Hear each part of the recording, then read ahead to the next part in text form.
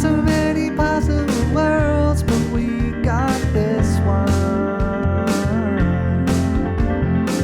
So many possible worlds, but we got this one. Welcome to the worst of all possible worlds, the first and only podcast that honks if it loves pussy. I'm the worst of all possible Brians. I'm the worst of all possible AJs. And today we are more than happy to welcome Eleanor Philips and Jessie Cannizzaro. You may know them from Puffs or 7 Increasingly Eventful Years at a Certain School of Magic and Magic. They recently just finished a very prestigious comedy in residency at Ars Nova. They did a show called fancy. 10 Days Next to a Cheesecake Factory, which broke my heart and made me laugh In that order. so hard. And now they are here today to join us. Please welcome Jessie Cannizzaro and Eleanor Philips. Hi, friends. Hi. Hello. Thank you for having us. Excited to be here. Well, we're so happy because you guys are here to talk about Josie and the Pussycats, a film that I had not seen until yesterday. Honestly, still so upset that you had not seen it before, but very excited to watch you watch it for the first time. I'm bummed I wasn't there to watch you watch AJ watch it for the first time. I understand. I'm so bummed I wasn't there to watch you watch Ellie watch AJ watch Josie and the Pussycats. I was sad that I wasn't there to watch Brian, watch Jessie, watch Ellie, watch me, watch Josie and the No, you've Pussycats. broken the circle because how are you watching the movie if you're screwed it watching me? up, Get your AJ. eyes on the screen, AJ. AJ, you're the one we're all watching. I exist outside of time. watches? Today we are talking about Josie and the Pussycats, a film that I think would have been very integral to my entire childhood development had I seen it when I was supposed to, but due to a variety of factors, mostly being the way this movie was advertised, I just was not exposed to it, which I'm sure we will get into a little bit later. But AJ, first, do you think that's because you hate women? Here's the question. Answer honestly. Or is it despite the fact that you hate women? I think... You. Look, as an outside of time god, I don't really view humans. That's what this episode's really about. Ellie, tell us about your history with Josie and the Pussycats, being, I believe, our resident expert on the film. Oh my goodness. Honored to have that title. I definitely saw it in theaters when it came out. I want to say that was April 2001. April 2001. I definitely went to go see it. April 11th, 2001. That was my mom's birthday. Oh, wow. 2001. Wow, happy So I birthday, definitely Mom. didn't go on opening day because it was my mom's birthday. But I did go see it in theaters and definitely lost my shit for it. I cut my hair in an attempt to emulate Rachel Lee Cook's wig God. in this movie, Iconic. which, by the way, did not look as good on 12-year-old me as it did on Rachel Lee Cook. What'd you call that hairstyle? What a surprise. What's the hairstyle called? Can I tell you, actually, the reference photo I brought for the haircut was an ad, a got-to-be ad that I had ripped out of a magazine. But Early it was aughts, very baby. much the exact same hairstyle where it was like that really, shaggy, but, flipped out, chin-length bob. I don't even know what the fuck it was called. It's really it was sort hard of to pull off. I don't know. We're going to Yeah, actually I put did that not. photo in the episode notes of this episode. This is a so- reference Of me point. or of Oh, no, of your Rach- reference photo, so people can go and actually get, the haircut No, but that please they let's want. still show photos of Ellie. I loved it so much, and I 11 years old. definitely part of the reason I learned to play the drums was because I loved this movie. I had the CD, I listened to the soundtrack, I know every single fucking word. While we were And, watching, she was lip syncing along with every single song. because I wasn't allowed to sing along, and it broke my heart, quite honestly. I just a wanted little to hear part of me them died. sing. I wanted to hear them sing I understand. Why wouldn't you want to hear Kay Henley from Letters to Cleo sing those songs? Why so wouldn't good. you, AJ? AJ, why couldn't you just pretend to be nice? Let's Oh, somebody did their research. Pretend to be nice. Wow, that blew I've my been mind. dragged in the most least 90s pretend way to be possible. nice? Thank you. Why can't you pretend to be nice? 2001, baby. Well, but Early that's the aughts. thing that makes it funny is Josie and the Pussycats is a 90s movie. It came out in 2001, but it is a 90s movie. Yeah. This I is mean, it's what very the much about- 90s. It's still like a Y2K film, though. It's definitely The fashion early 2000s. and the styling is very early aughts. But the premise is so late 90s because that year was the year the iPod came out. So, the whole concept of the way the record industry worked completely changed that year. Right. So in that way, it's very much like a 90s film. And also because I think like the writers and directors are most famous for Can't Hardly Wait, which is such like a 90s movie. Oh, absolutely. And like there's a lot of that kind of same and style. I think it's interesting too. I think like this is the movie that like ends the 90s movie style. Like it's the last one and it's the most emblematic. And I think of like the early 90s style and you kind of see how that decade shifts in terms of presentation. The example I always give is the first Brady Bunch movie. Well, they did a Brady Bunch movie. Which the writers, directors of this movie did a very Brady sequel, the sequel to the 90s Brady Bunch movie where everyone who just listens to grunge and is put off by the Bradys being in town. Mm-hmm. And Yes, I remember this this. brings us into the era where grunge is dead, like literally. And now the record companies and ad agencies are all just trying to create the Beatles every 3 weeks. Yeah. Like, here's a new band, let's bring them out, let's do it. Here's NSYNC, here's Backstreet Boys, here's 98 Degrees, here's Blink-182, here's Bewitched, here's Okay, Britney I just want to say Spears, one of these Christina things is Aguilera. not like the other. Yeah, one of these things just does not belong, Brian. No, they're all exactly the Blink-182. same thing. They're the same thing. Although they Same did thing. say that 182. the premise kind of, was because they were like, what if a female Blink-182? Yeah, What they if- wanted That was to like that was cross their that music. pop Yeah. That was the line. musical genre they were trying to. Because it was still do a full year before Avril Lavigne. Yeah. And the songs are very... Avril Lavigne is a yeah. very post 9/11 figure.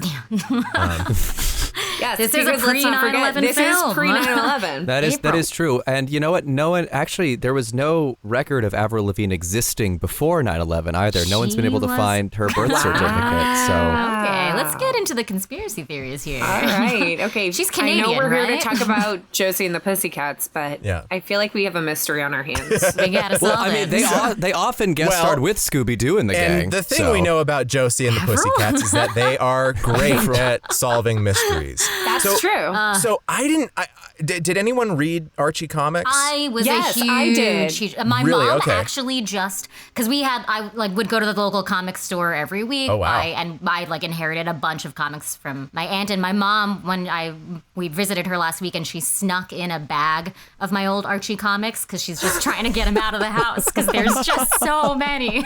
And she was like, "Did you find anything in your backpack?" And it took me a full week to be like, "Oh, this stack of Archie comics."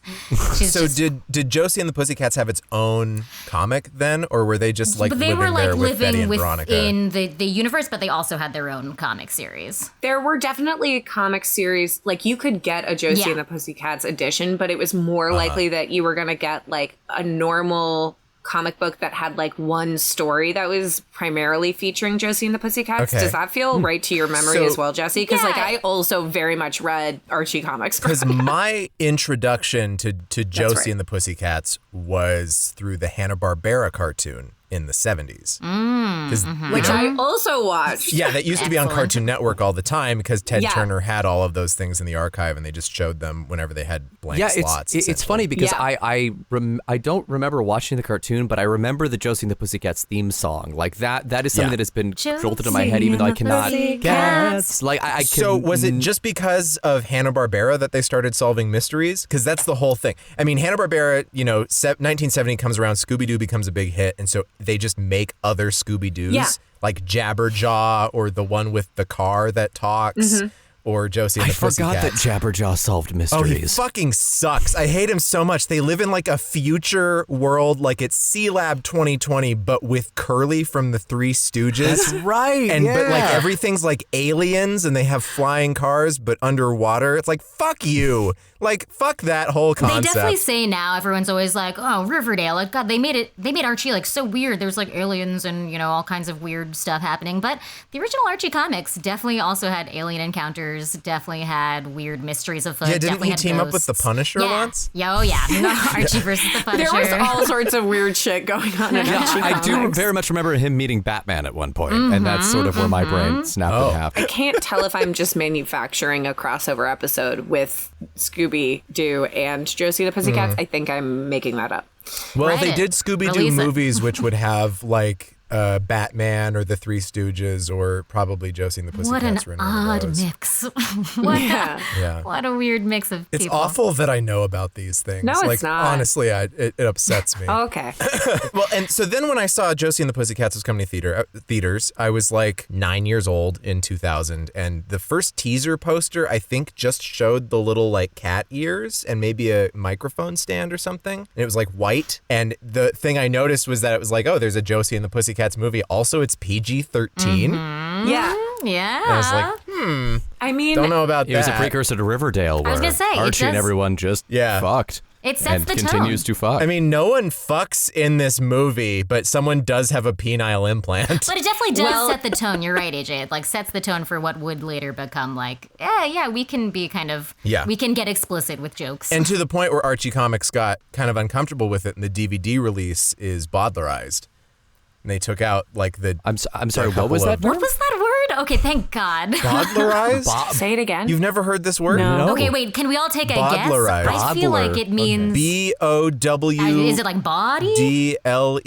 DLERIZED, named for Thomas Bodler, the person who changed the ending of King Lear so that it had a happy ending. Oh, you all know. In the 1700s? No, that old chestnut. That familiar term. It's a word. Look up Bodlerize. Fucking take out your phone. Okay. Type All it in. right. It's a word. All right. That was so much. Didn't any of you study theater? So much of a weirder like, people term. Don't, I people mean, at say the NYU, word and they don't so- know who Bodler was, but like. Cool. This is, you'll What learn a good something word. new. What a useful word. This is an educational podcast. So is true. the DVD release dropped the two instances of the S word. I think it cuts out the penile implant bit. I think they dub over that with something else. And they cut out the shot where Tara Reid is holding the sign that says "Honk if you love pussy." How dare? How dare dare? they? favorite. It's Such horrible. a good joke. Yeah. So you just see a car hit another car, and then you see her Oh, running off, and much it's like better. sort of cropped so you don't see the sign. It's bullshit. It's awful. So he just crashed because he saw a woman hiding in the woods? He was so It's just distracted your by Tara Reid. Average car accident. There's a Sharknado nearby. How big is Riverdale? It's a small Unknown. town. Well, well, 'cause it's it's made like- up, isn't In the it? TV show, there is a wrong side of the tracks and a right side of the tracks because Jughead's dad comes from the wrong side of the tracks and is part of a Okay. gang that is running I heroin. don't think we should be looking to the I was gonna TV say, show for canon. Yeah. for what the rules are. looking at the TV show. I will say this, just that they often in the comics mention how Riverdale is like a town, and they say this in the movie too, in Josie and the Pussycats, where she's constantly just like, I'm just a girl from Riverdale, you know, that it's like, I'm just a little girl from Riverdale. oh, is that your Is that Rachel your, Lee or is Cook? that your, It's Carol Channing. Your Rachel Lee Cook? It's Carol was that Channing. Carol Yes, it is. Channing singing Yeah. Rosalind Russell's and Marilyn Monroe? Happy Beautiful. birthday, Mr. President. No, it's Carol Channing as Carol Channing in the original Gentlemen Prefer Blonde. Well, actually, it's more like Everyone knows Lorelai. that. It's the old Carol Every Channing. impression is only good if it's five based impressions on the famed together. graphic novel. See, what a fool am I that I didn't know Carol Channing did that song. You didn't know that? Oh my god. Well, So now I want Carol Channing to sing all of Josie's greatest oh hits. my God. Josie and the Pussycats. That was really good. It's a good shooting. It's a good Carol Channing. Oh, I know. I'd watch this solo show. So let's talk about this prologue first, because this is the moment. So I saw this movie, so I missed it in theaters, like everyone no, okay, else. well- Like even Ellie saying that she saw it in theaters. But Jesse, you also saw I it in definitely theaters, also right? saw it in theaters. And see, both of you saying that, I don't believe you. It's like someone saying that they went and saw Carrie on Broadway. Like it a statistically didn't Berenstein happen, Bears. because this movie fucking bombed. We're two of the only people who went to see Josie and the that Pussycats. was it. They also went to go see Carrie on Broadway and Moose Murders together. They were they exclusively see things that last one weekend and then are gone. Again, we We did go to the actually- same middle school together, so this Yes. Yeah. mostly it's just that the box office really like soared. They at took a our field middle trip to school. see Glory Days. Honestly, and, I do. The weird thing is about like our middle school is that there were so many kids around the same age that like we'd go take over a movie theater. Like I remember seeing Jesse. Were you there the day like everyone saw Mean Girls? Oh, I was gonna say Lord of the where Rings. like there was. Oh well, that was more your speed. my sister had seen this some point on DVD a couple years later. She didn't see it in theaters. And she is the one who clued me in on how great this was. So I saw this in like high school, like 5 or 6 years after it came out. And the opening was just like, holy fuck, what have I missed? Yeah, 88 props you. How did I not know? How dare they open with Du Jour singing Backdoor Lover? That it made it to the movie is they incredible. had 2 songs to choose from. That they got away with that. The movie opens with this screaming crowd shouting. It's like vile. It's like kind of horrific to see all of them like this. It's all high contrast and like and so they're all talking about how much they love Du Jour. Fun fact, the cinematographer for this film, Josie and the Pussycats, his last major project before this was Requiem for a Dream. And he is a frequent Darren Aronofsky collaborator. He did Black Swan. Incredible. He's also worked a lot with Spike Lee. I mean, I felt it was a very surreal movie. And like, so whenever there's like that fisheye lens or like those very, very intense choices, just like think he went from Requiem for a Dream to Josie and the Pussycats. But he said and it yes. shows. And it's fabulous. He was like, yeah, I can make art with that. And his work did. is chef's kiss, sure did. impeccable. It's so interesting, like looking at the way critics respond to this movie and thinking, how did you respond to this in any way other than the intent of this film? Because the movie makes it so clear what it's doing in this prologue with these ridiculous men singing Backdoor Lover and then getting on their plane and like whining about their monkey. And what a collection of men. We should talk about the cast members of Du Jour. Oh my God. Ellie has informed me that there's actually a lot more interesting connections between them than I even thought. Because Seth Green... Well, Breckenmeyer and Seth Clueless. Green have worked together for forever. Then obviously Breckenmeyer and Donald Faison were in Clueless together. We start this scene in the jet, and Breckenmeyer is just doing the Justin Timberlake black scent, just right off the top. But they're all so good at the posturing of it, too. Like the actual, like... I had such a crush on Seth Green at this time, also. He was like just my height. Even then.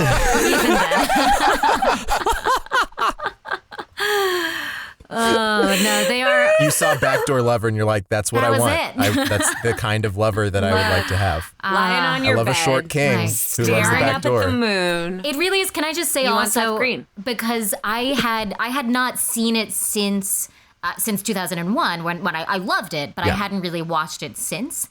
And Ellie and I were recently working on this project together, and in the lead up to the show, we were listening to a lot of songs to like pump us up. And I don't even know how it came up. But Ellie, I think you were just like, we got to listen to. Have you listened to Josie and the Pussycats since it came out? And I was like, I don't think so.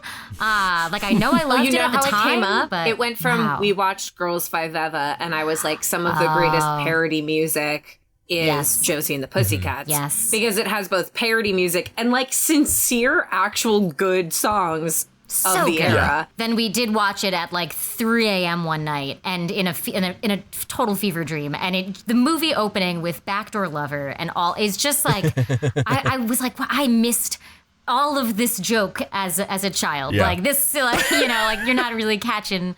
But I did not know it was about anal sex. No, at all. I didn't know. And when we're on the plane too, this is part of that whole feeling of being in the 90s, because the plane, so it has Target across the ceiling, bounce boxes glued to the wall. There's like a thing of dish soap, ivory right? soap under every window, and on top of every window, which I didn't notice until watching it yesterday, was there's a box of Crest toothpaste glued to the top of every window. The set designer must have had so much fun. Well, we should also probably talk a little bit about the product placement in this movie, because I think it's one of the things that a lot of critics came after the movie for. So It's stupid. a joke. And they didn't accept any money. They weren't paid for these products. Yeah, none of this was paid for. No one paid to be in it. So you have all these critics 'cause going it's like, an insult. oh, well, how can they make this comment and then accept all this money? And it's like, they didn't accept money. Do you know what a satire is? It's so frustrating. I guess that's partly a failure of like their press materials, is like these critics are going to screenings and they don't have a thing that says this isn't real product placement or whatever. I don't know. It's so and weird you gotta wonder that everyone focuses on that when I don't even care if it was real. It's still really funny. I feel like every male critic at the time, which, it's such a largely male industry, is like I'm sure even if it was in the press materials, wasn't taking it seriously, was not going into this movie being like, let me read up on it. Let me meet this movie. I mean, it's a comic book movie, which at the time was very maligned. Certainly the way it was marketed didn't help anything, because I remember I think we rewatched the trailer, Jessie, before we rewatched the movie. Yeah, we did. The trailer, like, you would have no idea that this movie is a satire of capitalism. Yeah.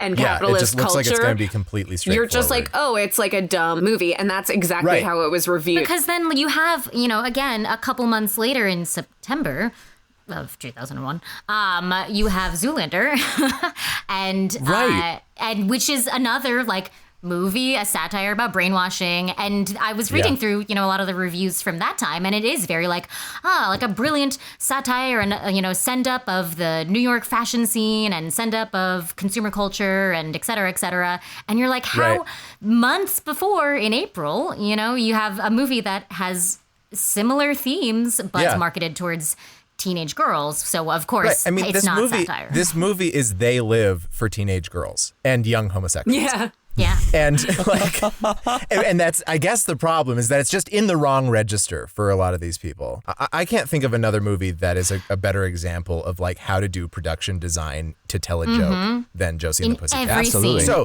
So we get du jour, which of course means family. It also means friendship, but they don't quite understand how they're so meteorically famous for seemingly no reason. And so Alan Cumming, the brilliant, erotic Alan Cumming, Some of his finest work. goes to the front of the plane, talks to the co-director, co-writer of this movie, who is playing the pilot. Oh, I didn't even pick up on Ariel that. Fontes. Yep. And he gives him the code, take the Chevy to the Alfred levee. Hitchcock right there. And the pilot and him just jump out the front of the plane and let it sail to the earth. I was going to say one of my favorite jokes is the pilot running Just away running in the away. background after they land. Yes. And Alan Cumming like gets on the Alan phone Cumming is and like on his phone, but the ejects pilot's his- gone. Yeah, where is the pilot fucking going? running. So that's So hilarious. then Alan Cumming finds himself at Riverdale. Then 9.5 minutes into the movie, what minute are we at? we get the title sequence. We get to Josie's house. The Pussycats, they're all hanging out. Alexander Cabot is there. Alexandra Cabot is there. We learn about Alexander's penile implant. We sure do. We've already seen him with 2 hairstyles at this point. There was a montage hairstyle, and then there's the hairstyle that he has in Josie's house. He has so many different hairstyles in this film. Can I just say also that I don't think I even understood the penile implant thing until you said it just now. And I certainly missed it when I was a kid, and I definitely missed it. Alexander is a character that like goes on a complete arc in this movie, and we are just not privy to it. We're gonna have to get into that when we get to it. We are just not privy to it. because- Like, we don't see him change over the course. We get like glimpses of it in the But we get background, that but it ending, really yeah. is. We do get that ending. They really do land it. Missy Pyle also, this is the first of many, the best lines in the movie, even with Parker Posey Posey being in this film, the best line reads, I have to give the award to Missy. Because Wow. That's even intense. starting That's with intense. with her retort, the too bad you suck. It is really good. I mean, I gotta give it to my girl Parker Posey, but we can get into that. Yeah. I mean, it's a close. And all the supporting characters are It's just a close chef's race. And kiss. Serena Altschul Fantastic. comes on, MTV News, the real MTV News, the whole background, everything, because I this do need exists to in this universe that is going to Just die. blow up AJ for 1 second here and say he asked me, he was like, is that like a real person? Like, I should know who that is. And I was like, yeah. Her name was MTV Altschul. News. I thought it was a Serena German Altschul joke. from She was MTV News. She's such an icon. I was not allowed to watch MTV as a kid. well, That's that's fair. Neither was I. apparent. It was still on the TV. I had older siblings. They were going to do it anyway. My sister also did not watch MTV. So we learn from MTV News that Du jour has disappeared, presumed Which, dead. again, if you're not getting it at this point, that it's like an indictment of consumerism and the industry, when they say like, very sad, but you can buy the box set, platinum edition, out in stores tomorrow. Yeah. Commemorative. I mean, right there, you're like, oh my God. This is not a subtle movie by any means, and thank God for it, because it's beautiful in its lack of subtlety. This is the chair bit, right? Where each of them sit down in a chair, but Tara Reid Yes. just doesn't have one and just falls headlong over herself. She is So sits on good the in floor. this movie. It actually makes me really sad that she was never, I think, allowed to be this good again until the Sharknado franchise, where she was just allowed to like really let loose. Right, like Yeah. where was Hollywood on like Tara Reid being this physical great comedian. Like, because Yeah. she's funny in Yeah. The Big Lebowski, but she doesn't do any physical comedy in that. Right. Yeah. But here, she's perfect. Like the beats in this movie. Well, unfortunately, it's like, she's so fantastic at playing the like Hollywood dumb blonde trope Yeah. that so often stupid Hollywood is like, oh, she's a dumb blonde, as opposed to like, she's doing so much with even just like, even playing. So tropes. Josie and the Pussycats decide to do an unauthorized performance. They're just going to go downtown and do it. So we see downtown Riverdale, again, small town America, where there's a Steve Madden store, a 2-story like Virgin Records. Yep. We have like a great montage of people around town just like consuming things, like one guy eating a Gatorade granola bar or drinking Pepsi One or Diet Cokes with du jour on the can. Yeah, and so Alan Cumming is walking around trying to find the talent, and he has the last du jour single, and he has the record store play it, and all of a sudden people start saying they want to buy orange clothes for some reason, standing by a Space Channel 5 standee. And we see those like booths. This reminds me so much of like Sam Goody back in the day. That's what we had in town. We didn't have a Purim store. I was an HMV kid myself. What? I don't know this. What? I'm from New Mexico. I don't know what half of these things Oh, are. you don't go to HMV on 86 and Lex? It was the big UK chain that was that. Oh, Jesse, boy. I don't know how to didn't. tell you this. You walked into an empty storefront, and a guy was just like, is "Yeah, ridiculous." it's HMV." HMV was a UK-based branded store that opened in the 1920s. It was big in TV and radio, and then came to America. But HMV, hit me up in Yeah, the we comments just if had- anyone else remembers HMV. Someone, please. And AJ and I are west of the Mississippi, so we didn't. Yeah, have I had to this. say I was a Sam Goody kid too, and I remember scanning the barcodes and listening to American Idiot. I think. Well, I always remember walking up to the booth and it was fucking broken by some reprobate who had smashed the screen and stolen the headphones or whatever. Yeah, those headphones were always falling apart. You would pick them up It's and they such would a shatter funny in your hands. thing that it's like I forgot it even existed until you watch the movie Yeah. again, and then you're just like, oh yeah, I remember those little booth The things. communal headphones that we all just or put they'd on. have like, that's a fine. bunch of CDs up on the wall, and you'd be like, I want to try that one, and you'd Yeah. like push a button, you'd be like, now I'm listening to it. Oh, yeah, Like it was very Then weird. this punk girl comes up and she's like, this is a bunch of consumerist nonsense. And I wrote down that this is Gen X Ellie Phillips. And Thank you so much. I'm like deeply honored that you saw me in that. that young woman is who you would have been if you were born in 1980. Oh my God, bless you. Thank you. That is so true.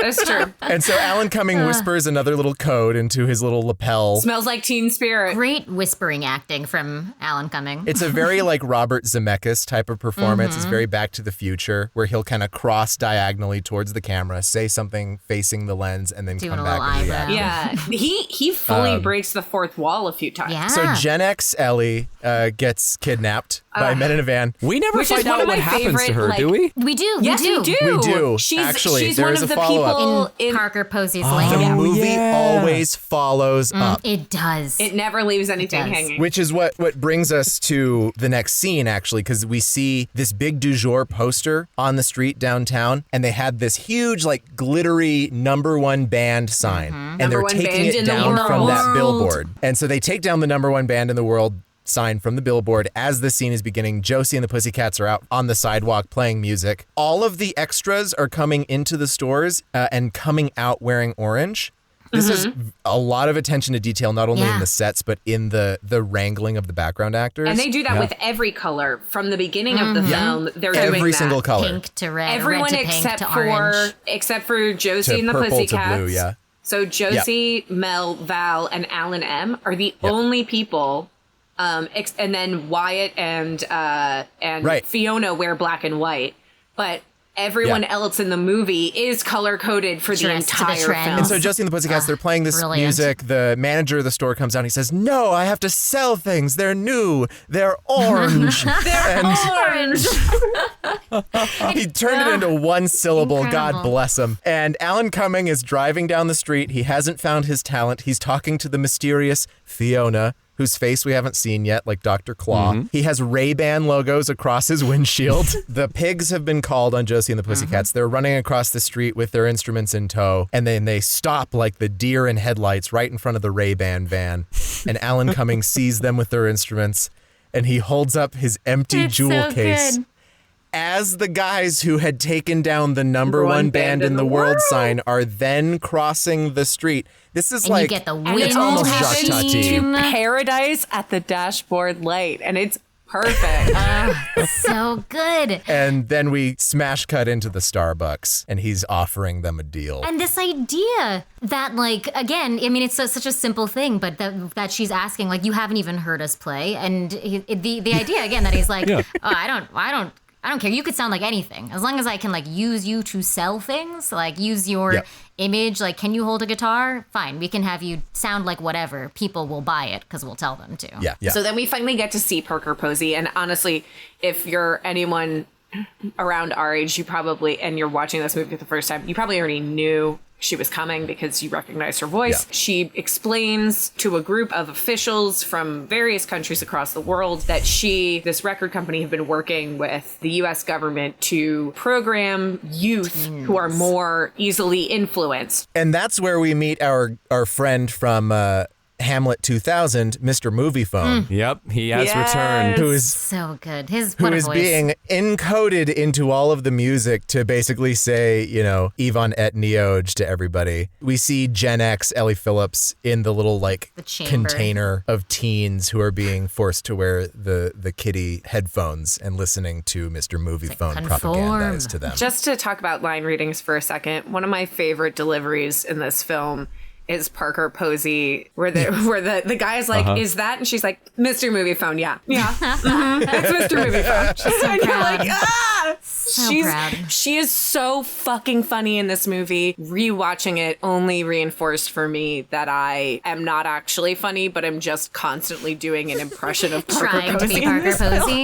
Yeah. I'm just trying to do this performance all the time, whether or not it's appropriate. Not that Will Ferrell as Mugatu in Zoolander is not also iconic, but I feel like everyone always remembers that. And this is like, I would argue it surpasses Mugatu for me. Like, it really, it's so smart. Bonkers performance. but so specific. Like, it's Because Mugatu pulls the curtain back. You know, he does the thing at the end where he's like, don't you realize that all the looks are just the same look? And it's like, yeah, that's That's the point. what was funny Yeah, you about don't need it. to But say it's the not joke. funny now. Thanks. Yeah. Thanks, Mugatu. Yeah. Thank God they don't have Fiona going and being like, I don't know, did you see all the brands that are on this set? How dumb, how weird. Why are you all enjoying Yeah, this? we're like, that's no. the joke. This is also the scene where we get Fiona having that interaction with the guy from the Pentagon, right? General Petraeus. Yes. Let's just say it's General David Petraeus making a very early film cameo. Yeah. Everyone, look who's here. Jinch Berman. Hey, everybody. Hello, Josh. Welcome from his void. So I want to cut us over just back to New York for a second. They fly into New York, and downtown, we just see the entire city is covered in brands.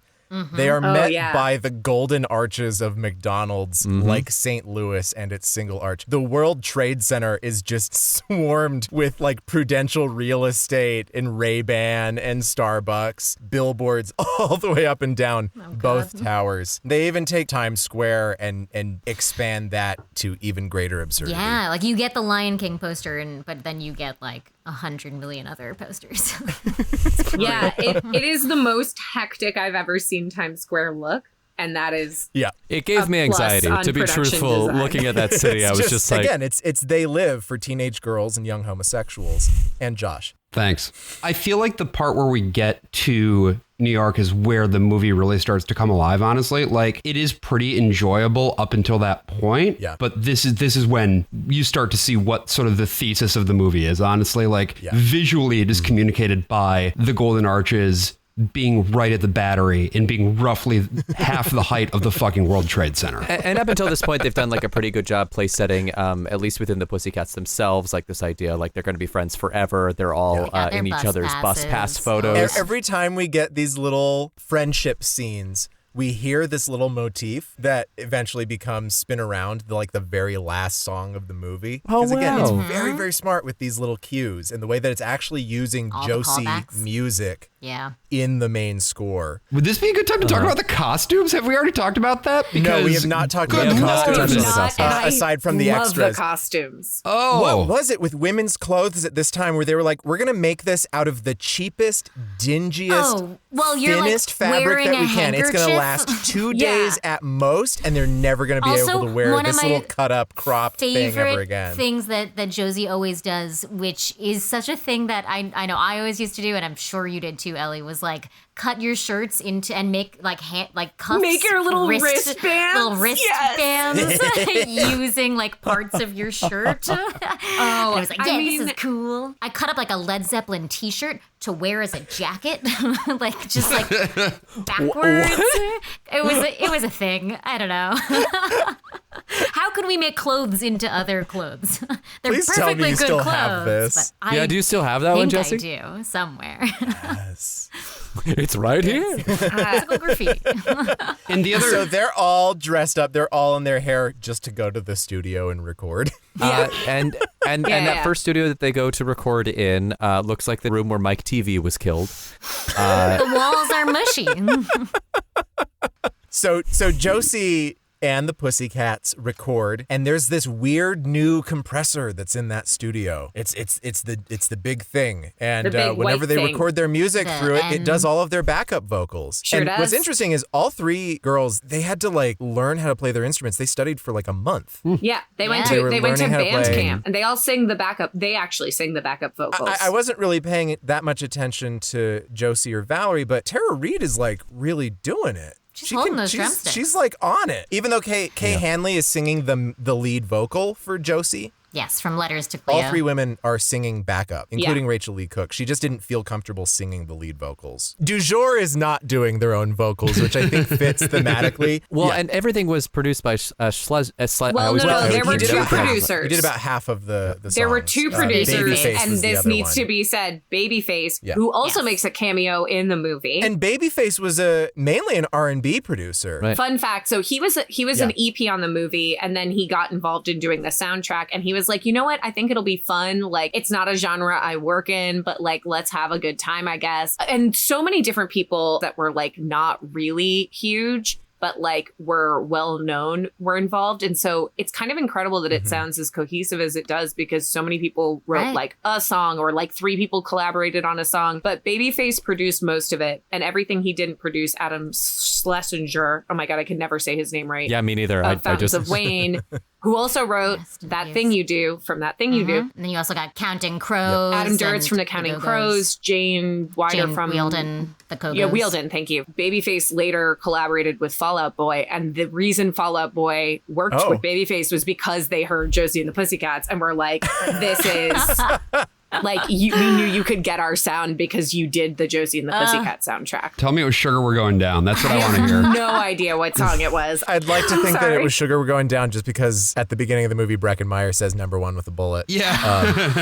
And he wrote it down like, this is going to be another line somewhere. Hold on. In time. Is that just a phrase then? I'd never encountered that phrase. Yeah, before that #1 song, with a but this is bullet. I mean, what is with a number Yeah, one I- with a bullet? I don't know the etymology of that. Is that when you're urinating and you have Yeah. a gun? With a bullet just means really fucking quickly. So Yeah. you're just being #1 fast, or is it still a urine thing? You shot to number Yeah. one. Oh, Wow. yeah, I've never heard this one. Also, I've only must ever heard be Mike said the Just bullet. like that, the other people on this podcast had not heard the word that is bodlerization. completely different. That is That is completely not a different. phrase. That is It's a not completely different. thing. It's the same thing. The usual sometimes lexicon. you hear a word and Brian, sometimes you don't. Did Brian not know the word bodlerization? I knew No. it. The No one Three of else us did. Josh. Josh, It this was is Jessie, not Ellie, a and I. word that is used in everyday language. That's a pretty common word. I'm It's a taking pretty Brian's common side on word. this one. Yeah. Like, I did say, Well, you're I in the did tell them minority. the origin of the Yes. word, which is not commonly known, about Thomas Bodler and the Well, of course revisions nobody of knows King Lear. that. But like, Christ. still, the word is known. We Yeah. outnumber you. Right, There right. are dozens There of are us. at Dozens. least 3 of us and 2 of you. And that's math. Jesse, you were going to say something? Oh, I was just going going to say that it must be said, speaking of music, just that even though it was not a box office hit, that the songs were a hit. Right? I don't know if they made it to... Yeah, the album went gold. The album went gold. Wait, the album went gold? The album went That's gold. so cool. The songs No one saw the movie. They all just went and bought the album? incredible.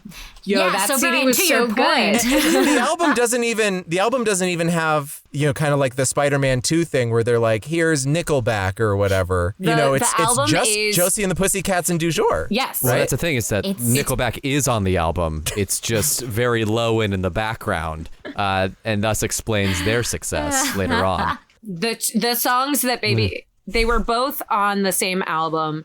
The album was Infinity on High. The two songs that Babyface worked on were I'm Like a Lawyer with the Way I'm Always Trying to Get You Off and Thanks for the Memories. yes, Fallout yes. Boy is the only musician in history to make song titles longer than Sufjan Stevens. Wait, is it just one? Is it just one Fallout Boy? He's a musician? It's not a band? It's a band. He's Oh, There's there's he's multiple the sole boys. Fallout Boy. It's one boy. There's it's only just one boy. but Pete That's why wins they're called and there Fallout are Boy. Everyone else died from the nuke. He's the I'm Fallout so Boy. confused. But you said musician, not... I'm so confused. He's one guy. sir, would you He's like a one rock guy. The salt? rest of them got nuked. Well, Patrick's one could. They were originally normal, non-contaminated air boys, and then a nuke dropped, gotta and then there Google was this. fallout, and there was only one boy left. off my flesh. Would you like a rock salt? One could easily make the argument that Patrick Stump is the titular Fallout Boy, but ultimately it's And that's it's why all he's of them. got stumps. It's all of them Because of the combined nuke. that constitute Fallout The Boy Fallout as shelter. a whole. Yes. Yes. They contain the Fallout. That's right. Yeah. That's what Fallout New Vegas is all about. At the end of the day, the Fallout Boy was the friends we made along the way. Let's Ain't that the truth? That's very true. That's know. a phrase I know. yeah, we it's a classic phrase. So let's move on. Talk a little bit about then what happens after they have successfully recorded their single. The powerful backing track and production has been added. This, of course, suddenly fills them with a desire to, what was it again, buy Taco Bell or something like Oh, that? yeah, get a Big Yes. Mac. Terry Reid Get a wants to Big get a Mac. Big Get a Mac, Big even though Mac. she's a Tara Reid vegetarian. goes all in on McDonald's. Right. They're jerking. They're jerking. They're jerking. They're totally jerking. It's jerking. Totally Jerkin'. jerkin'. Now, wait, I can't remember. Was jerkin a phrase from that time? That No. No. No, Jerkin that is was a made up made-up by the one. movie. That's why it's like funny. all the It's it's funny like all 'cause, the like, fake slang and Heathers. everything else is real, but Yeah. jerkin is. And for me, that's a joke that actually paid off really well. When I went and read some of the reviews, there was one reviewer who thought that bit and all of the bits were extremely unfunny, but that reviewer is an idiot. So We get another montage. We get two montages Hell in like yeah. 5 minutes. I'm at the top of the world at this point. How could you I'm not be? so happy. I miss I'm just like, montages. here, just take me in, Sergei Eisenstein. Let's go. Mm-hmm.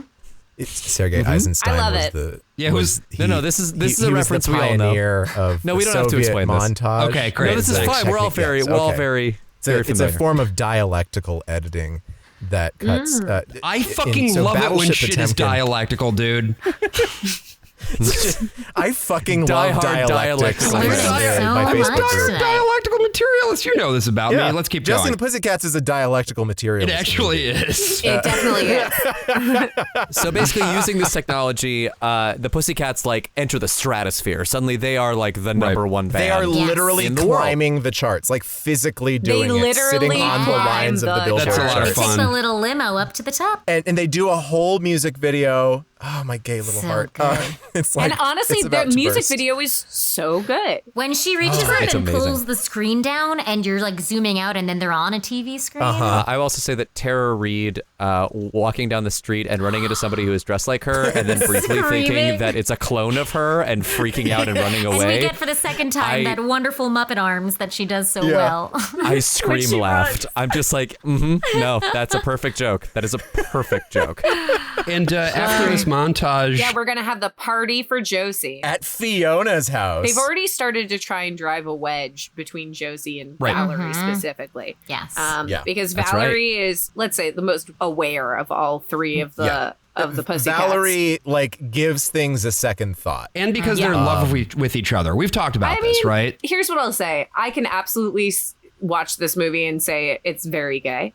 But I can also watch this movie and be like, Sisterly affection. this is also just, oh God, I can't believe I'm going to say it. This is female friendship, baby. This is female friendship. This is female Love to see friendship. it. There's a everyone. lot of love. I could There's a also lot I could of see it either way. Yeah, I think it could be read either way. It certainly spoke to my little queer heart. Yeah. I would say it's a heavily bisexual film. You get Alan coming in the first 5 minutes. It's like this movie Parker is Posey. purely bisexual. Yeah, you're right. You're right. Yeah. Alan Cumming in and of Cumming and himself. Parker Posey. That's a dream. That's a bisexual film. He enters the movie with his little Lord Farquaad haircut. Even with that hair. I mean, even because he played all of these comic relief, cartoonish characters at this point in time. Yeah. And they're all just so viscerally erotic, every single one of them. Parker Posey is throwing a party for Josie, and really But really, it's for herself. really it's for herself, which is funny. And all of the branding at this point gets replaced. You know, instead of seeing McDonald's and Starbucks and Motorola, everything in this party just says Fiona. Right. It's all Fiona. 'Cause, yeah, There's the- script F's on everything. They have the Andy Warhol of her face. It's so good. Oh, Incredible. She even I think- remixes one of The the jazz Pussycats remix. songs. The jazz remix is I think the funniest For her moment in the descent entire from the movie for stairs. me is when she Yeah. does a choreographed dance with a group of backup dancers to the like jazzy version. Why do you do what you do to me, baby? What a fucking gay moment. I love it so much. Like she has all of these Being attendants. She's lifted waited up. on by all of these very Yes. intense homosexuals who Yes, will it turn is- only for her. I had to rewind. I had to wanna- stop and rewind just that moment like 3 times in a row. It's so 'Cause good. it's And she just has this that this good. polka dot dress, and she's taken polka dots off of the skirt and glued them to her her chest. decolletage. And then my favorite line when she gets after being like, "Welcome to your party," and then she's like, "Enough with the spectacle. Let's go be girls." And just it's so Up until this point, yeah, we think that this is going to be the big twist in the plot. This is going to be the big moment where they kidnap Josie or something like that. But as it turns out, Fiona's just desperately lonely and desperately in need of affirmation.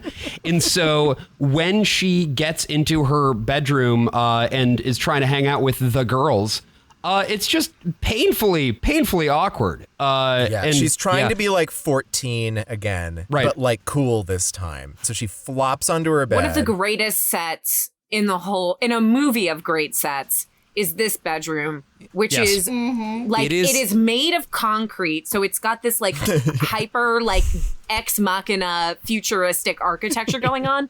But then she has like a Victorian dollhouse and like old creepy dolls, and like one wall is pink leather and it's cushioned so and it's got like weird. little buttons on it, and there's a Hello Kitty, and it's just like it is partway between like what someone who has never actually met a human girl child yeah. Right. thinks like this is what girl wants, but in like a cave.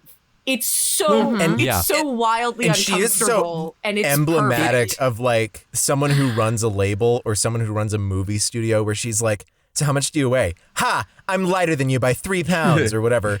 She eats the little Pringle. She's like, "Oh, I'm fat." She doesn't even She eat the throws it Pringle. away. She picks up the She Pringle. licks it. She She's- picks She it goes, up. she goes, picks up a Pringle, puts it on the plate, and then she picks it up and goes, I shouldn't, and then throws it. And the massage starting to awkwardly massage. I think she's at once like a child, but she's hyper competitive. She wants to be at the very top of the world. For at the end of the day, which I think is true of most of the people who are at the top of society, just wants nothing more than to be thought of as kind of cool. Yeah. Which Friends is a and our line that fake. Alan Cumming also echoes, is like, Yeah. what's the point of being famous if not to let the people in high school that thought you were not cool Right. think you're cool? It's really sharp. I will also say that I think this movie it just moves from one incredibly ugly room to the next incredibly ugly room. It's just, and it's so beautifully shot. I mean, again, as we said earlier, as Ellie brought up earlier, that this movie was shot by the DP for Requiem for a Dream. And there are times when I look at these rooms and I'm like, if this were shot a little bit harsher lighting, this could be an Aronofsky set. This could be a very different tonally kind of movie. Is like an Aronofsky collaborator. Did Mother as well? I feel like the production design in this movie, it's very austere on one level. Like there's all the hard concrete, hard edge surfaces, stuff like that. And then they dress it in a maximalist way, and the costumes are all very over the top as well. But the effect is that you feel like you are incredibly out of place whenever you are in any of these settings. And they contrast this as well with what the world feels like outside, the outside world, where we are before this movie happens. A very real, very normal, very grounded bowling alley, Their for place instance. where they live together, which seems like really normal and real and lived in and like... Kind of, they've hung up beads where that has been lived in and has been sort of developed over time. Someone finds something, brings it home. And then they're in this disgusting penthouse where everything is white. It's like weirdly it's just narrow. Revlon across the Revlon penthouse is one of my across favorite. the windows and on the carpet too. It's like embroidered into the carpet by the front door of the apartment. They've been surveilled this entire time, right? Like they're having tabs kept on them by everybody at all times, and something is going to happen. We know this. This is obviously being very much implied in the way that things are going, and what they're able to get a moment though of quiet, a moment of peace, or at least Josie's able to get a moment of quiet, a moment of peace, where she ends up at an aquarium with Alan M, right? At 4:15. We have not talked about yet. We have not talked about Alan M yet. Alan and M. I would really like to, because I love the fact that he's a doofus. I love this doofy You mean little a boy. himbo? Would we call, is he a himbo? He's not hot enough to be a I himbo. think he's hot enough to be He's a little too too lanky to I be a think himbo. he's just kind of a doof. He's just a doof. He's just a dorky guy with a guitar. Although my favorite nickname for Alan M, coming from Alan Cumming, who refuses to say his name the entire film, my favorite one was Adam 12, which is what I think Elon Musk and Grimes should have named their baby instead. Well, that is actually a pretty good transition because they are actually our this week's sponsor, and we should probably cut away to them before we're all murdered. Hey folks, so I've got a problem with a lot of robot-related tasks around my house. I have so many tasks and no robot to do them. Do you like robots? Well, do you have tasks? Because here we go. At Tesla, if you want a robot, we've got a picture of one. There's a guy, we put him in a suit. It doesn't look like a robot, but we said it did. And then that guy in a suit, he danced. And then I had a guy make a wireframe, and then he colored it robot colored. And then I put up a graph that said, hey, this is a robot and it's not very good, so that people believe that it was real. My name's Elon Musk. And fuck you. This whole thing is a cryptocurrency pump and dump. Suck my dick, bitch. Like the movie made 15 mil or something, just a terrible box office. Well, I have to assume that what happened was like they saw what this movie was going to be, and then they got Mr. Movie Phone to be like, don't watch Josie and the Pussycats. This movie is terrible. They put that in the All the Small Things video. Right. Or whatever was number one at the time. Like, All the small things. always I know You'll be at my show. Watching, waiting. I just realized it's still recording. Some of you are a little too low. It's really important that you're in the correct octave. Say it ain't so. I will not go. Turn the lights off. Carry me.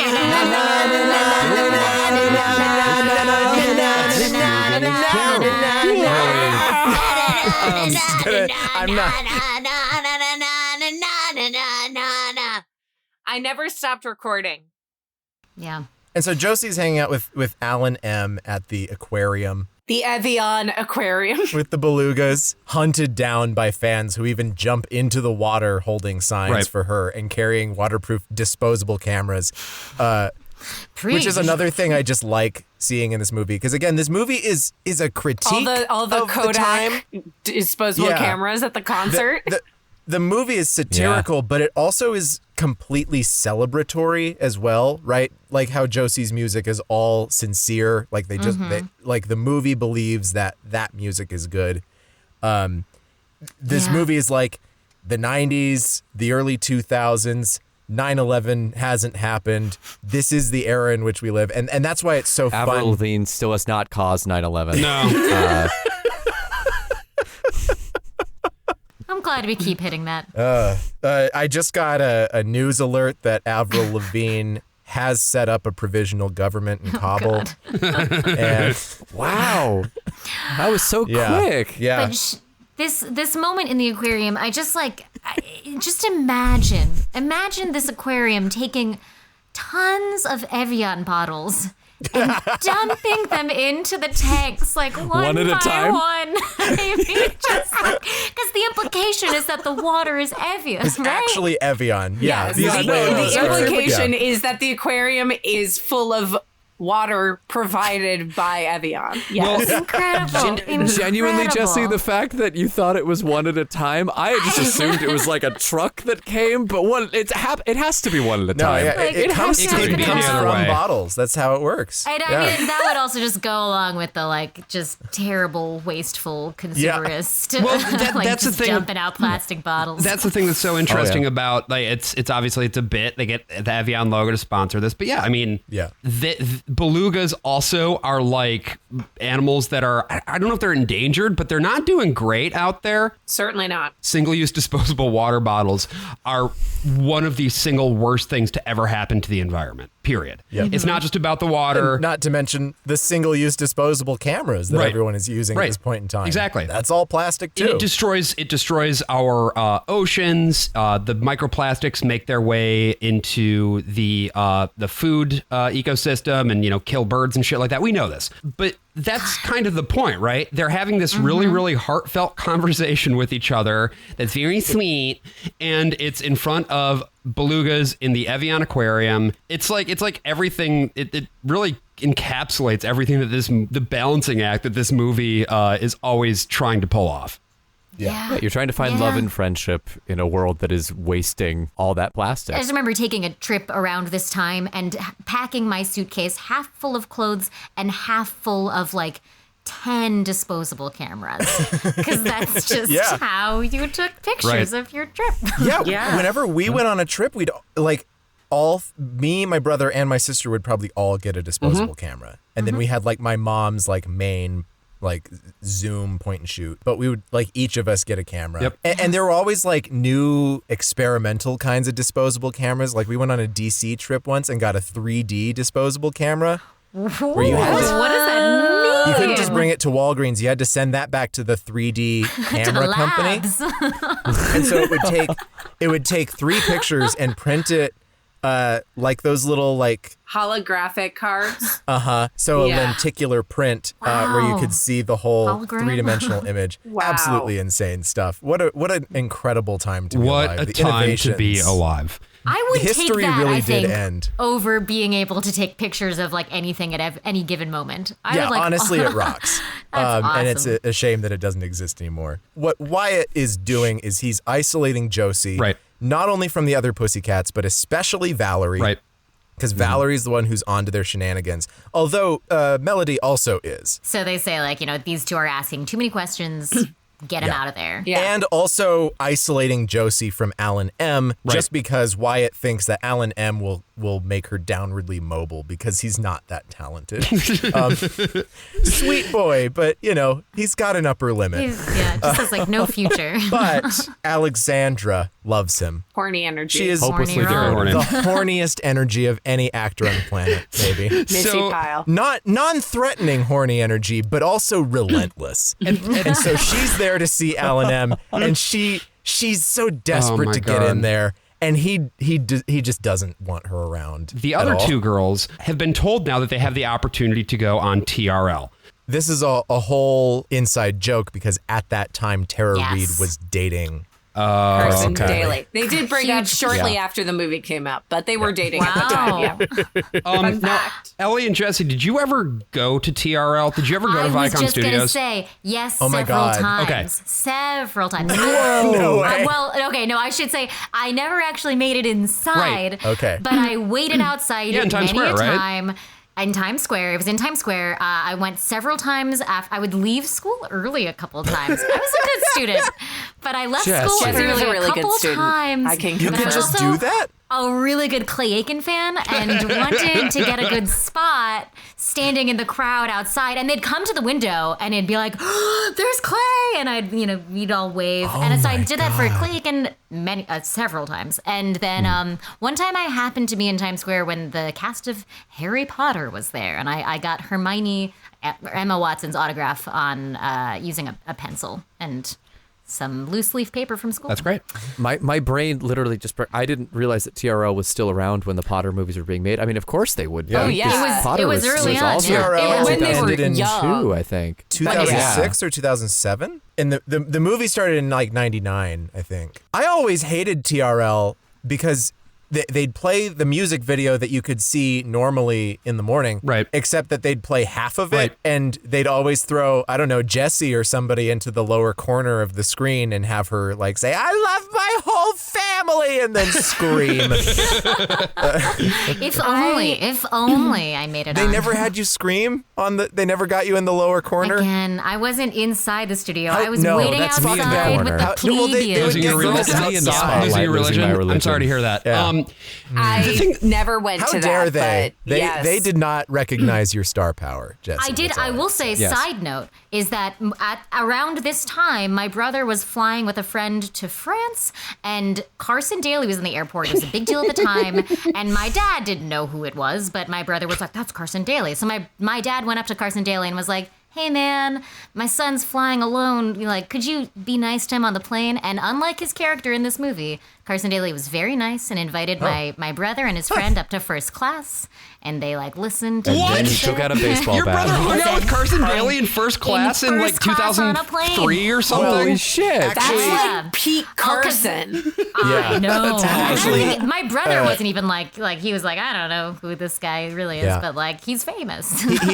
he was actually confused, and he found out later that it was Aries Spears the whole time. doing Saying that he's Carson Daly, doing a Bill Cosby impression. This is another great piece of set design. Oh, it's wonderful because like, we it's they get have to wonderful. communicate. They have to communicate. Oh, TRL is a real thing. It's a real set. It's real windows looking out onto the city. But this is a fake TRL that's set up just so Carson Daly can kill people in it. And they have built something that really does resemble. So, Yeah. a couple points here. First of all, I remember the first time that I went to Times Square and I saw Viacom Studios there.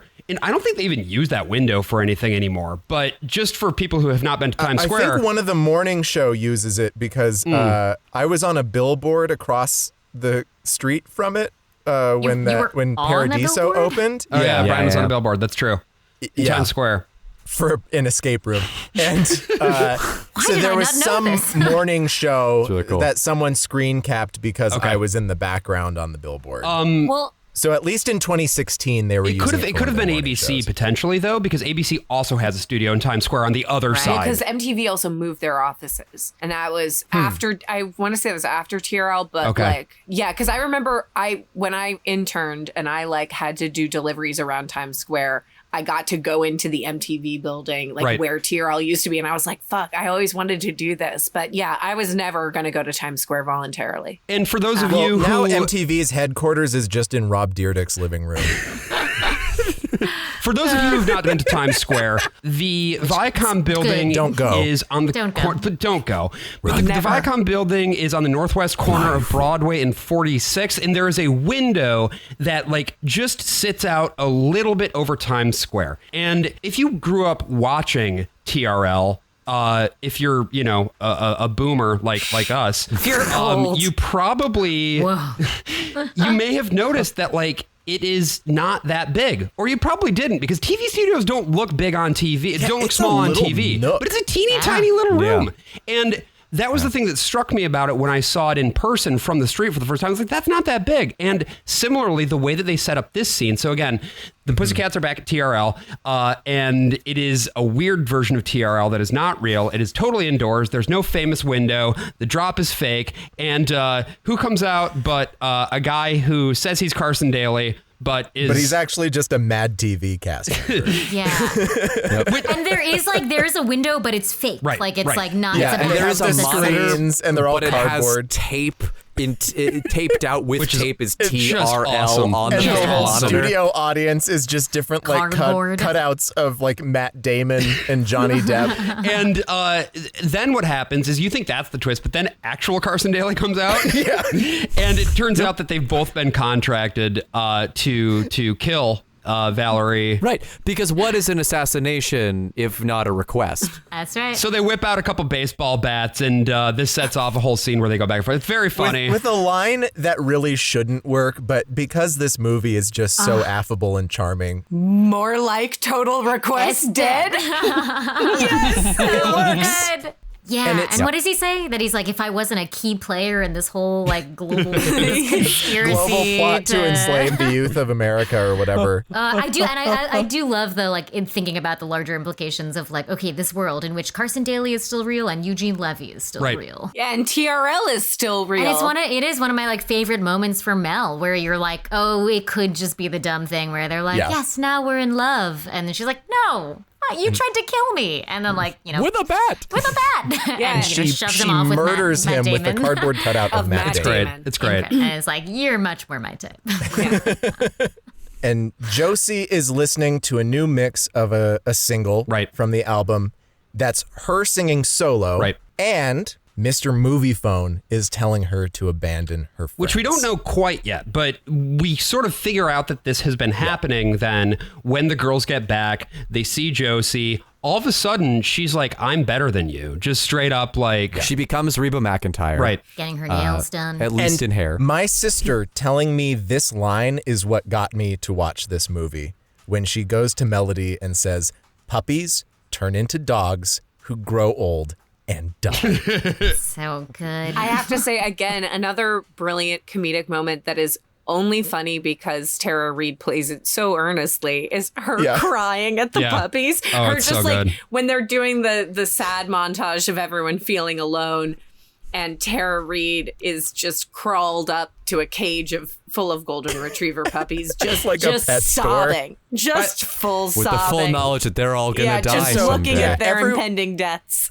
Everyone is splintered. Everyone is suffering. Everyone is alone. Including Josie, And- by the way. Like she's walking around and she's still listening to the stuff on the headphones, but it's clear that it's like distressing her, right? And we get more of that Requiem for a Dream cinematography. While everyone else is losing friends and losing what connects them to their humanity, Alexander Cabot III is suffering the greatest tragedy of all of them. That he can't He is get standing outside the of pants. Barney's, and he can't get the pants that match his shirt. And I just feel have like to I missed say, 4 scenes. I just in this have to movie. say, rest in peace, Barney's. You are now a spirit Halloween, and that's not a joke. Yeah. They got Really? skeletons. It's actually Josie, you a didn't hear spirit about Halloween this? right now. Barney's is a spirit Halloween. Yes, sir. It is, in yes, fact. sir. Oh my It is, in fact, God. which means that, Jesse, you might be in Barney's now. That's very exciting. I might be having my clothes sold in Barney's. We should probably explain that Jessie was Yes. once a model for a Dorothy costume, and Which is still sold in are. Are you Spirit still that Halloween. model? I haven't seen it in stores, in brick and mortar stores. You're getting supplanted. The kids are coming up from behind, right? Yeah, she's being replaced by Zoomer Dorothys. Although did you guys see that Spirit Halloween is looking for a chief spirit officer? It's a real job you can apply for. Okay. And you have to be a ghost? Requirements. You love Halloween, and gosh darn it, I do. You should do it. This is my Jesse, official please pitch. Do this. Jesse, do this just is for the your bit, calling. if nothing else. We'll give you the worst of all possible worlds bump. That's right. Chief spirit officer. Jesse, this I'm is gonna put in an genuinely application like tonight. I cannot think of anyone more prepared. It's a fit, is what to it is. assume Truly. that role Yeah. than you. You've already Spirit been in the Halloween. store for one of our years. If you're one of our listening. 12 patrons on Patreon is the CEO of Spirit Halloween. Right. So Thank Convenience. God. We can make going a call. straight into his ear. We can make a call. That's why I came on here tonight, to make my plea. And then she goes to Alexander Cabot III and Alexandra Cabot for help. They break into the studio and try to isolate. The now orange studio, completely orange Yeah. walled studio. And they go into the mixing room, and foam has aged. By it's apparently this is a multi-track recording somehow, and they're able On CD. They're able on CD. Question mark, and they're able to use Isolate. Isolate the track using the sliders that has Mr. Movie Phone, of course, letting them know that Josie is totally jerkin'. And this is where, Brian, we get was it your favorite line you said? Your favorite line reading of You slept with him. with Mr. Movie Phone. Yeah, the implication, Alexandra assumes that the way Josie got this onto the CD was by sleeping with Mr. Movie Phone. That's awesome. Mr. Movie Phone fucks confirmed. I'm so happy. We can How do you told me? say. How do you told me at the beginning of watching this movie that there would be a line about Mr. Movie Phone fucking about 3/4 of the way through it? I would not have believed you. Look, but with a voice You like also get, that, I mean, come on. You also get if you want me to touch you, +1. a lovely moment of physical comedy from Rachel Lee Cook when she like tries to take the Mr. Movie Phone compressor device. She's like, we have to show the world, and she just decides like, I can get this out there, Yeah, take this. and pushes her entire body against it. Also, all the slurping effects. 'Cause again- Also, speaking again as like a one of the final like of a '90s movie eras, all the sound effects, all the slurping effects, the feather costume that Parker Posey has, all the weird little effects. It you feels like very the- like end of Yeah. old like '90s, early 2000s. Even like the turn, great. like the sharp turns of the Yeah. characters being accompanied by a. Like and- that's such a. And the it way is that such a, that action gets choreographed, like the number of times that people get yanked out of frame, the motion that they give to the action matching and the edits, it's beautiful. It's really, really It's good. cartoony. Very Like good. what they're Very doing is they're cartoony. taking the aesthetic of a cartoon and turning it into a movie. One of the things that I saw in the reviews of this movie, because again, apparently they saw a different fucking movie, was that like this didn't do justice to this. Like this didn't feel in tune with the spirit of the cartoon, or like this is just like a shameless cash grab. The that didn't. cartoon sucks so All bad. of those cartoons Like, are terrible. If you've ever watched any Hanna-Barbera cartoon, including especially even the original Scooby-Doo, it's awful. That's why it's all really bad. That's also guys. why shit like C-Lab is so fucking funny, because they take these terrible cartoons and they make them watchable. Honestly, though, how did this movie get made? I just it's around this Right. It's like, how did they get this past the studio It's and past wild. Archie Comics and past all of these people who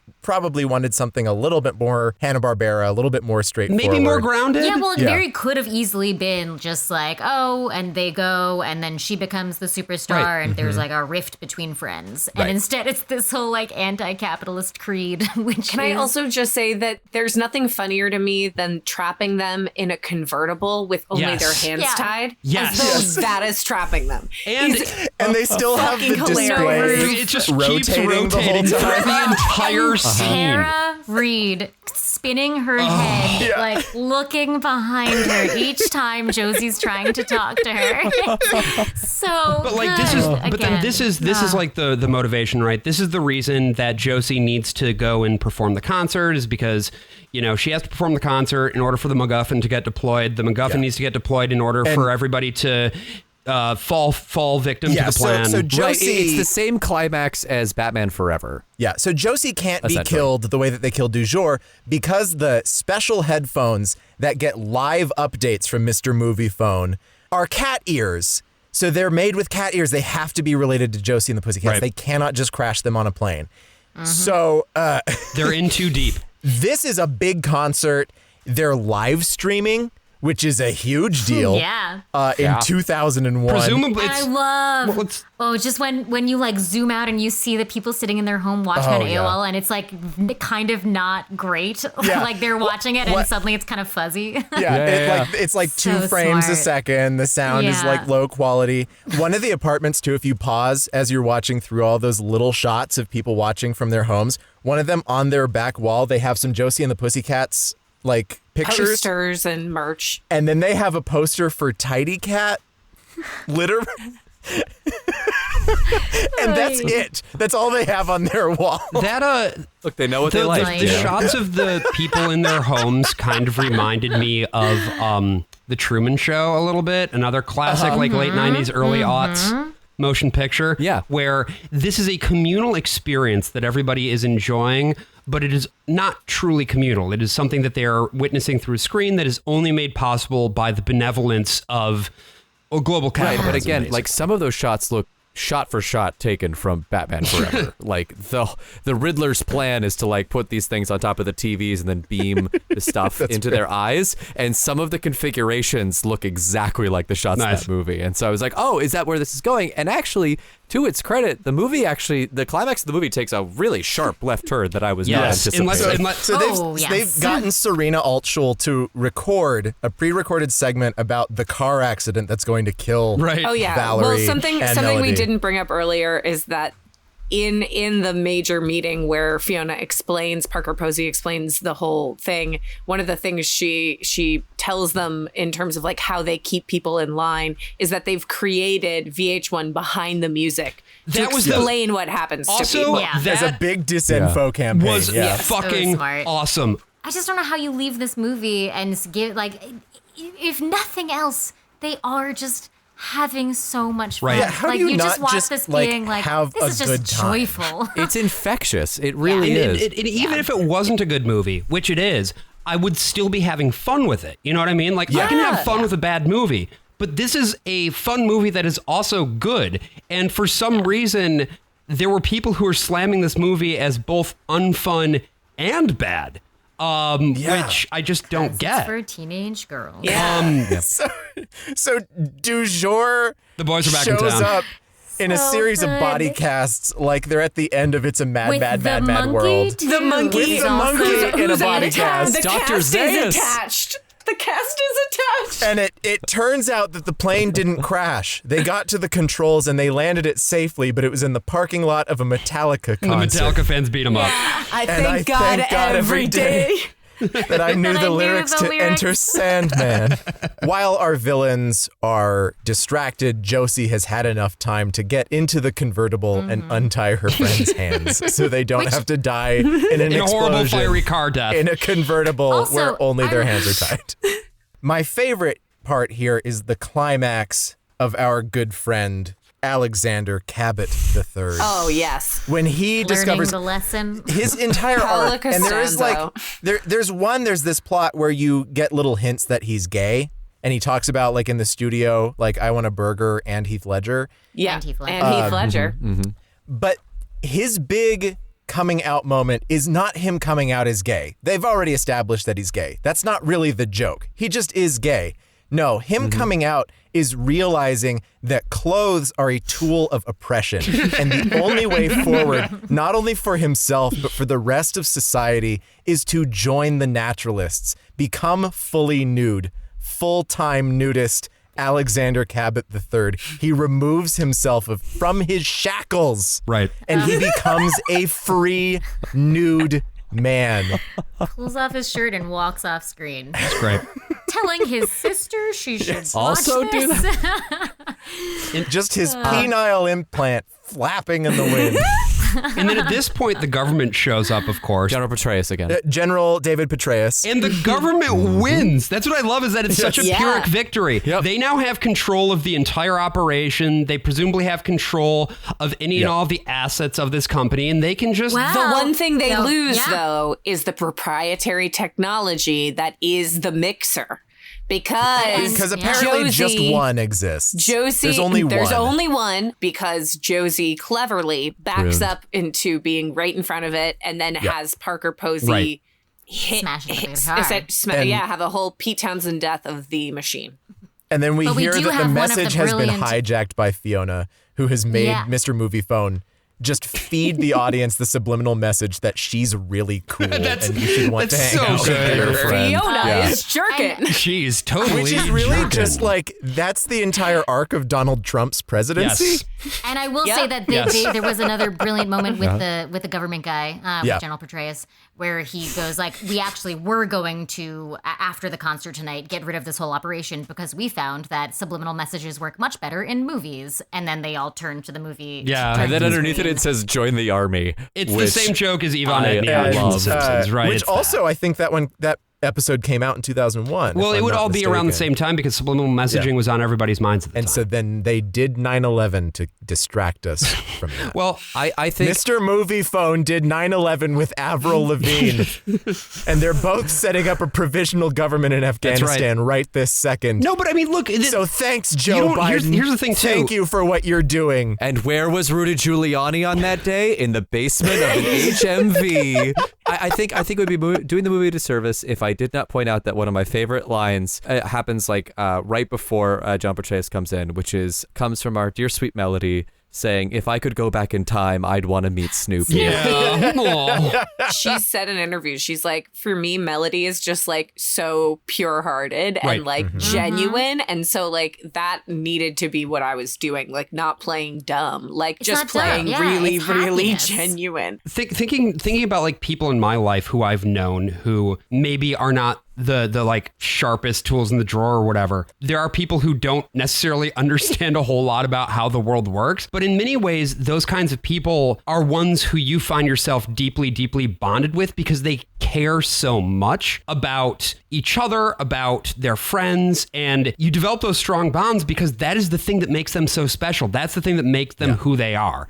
If it had been a performance that was more ironic, not only would it have not worked, it would have actively detracted from the entire point that the movie is trying to make, which of course is that friendship is more important than anything, that everybody brings something a little bit different to the table, and that we live in a brand-saturated hellscape from which there's no escape. Except for the army. The army is your one escape. Right.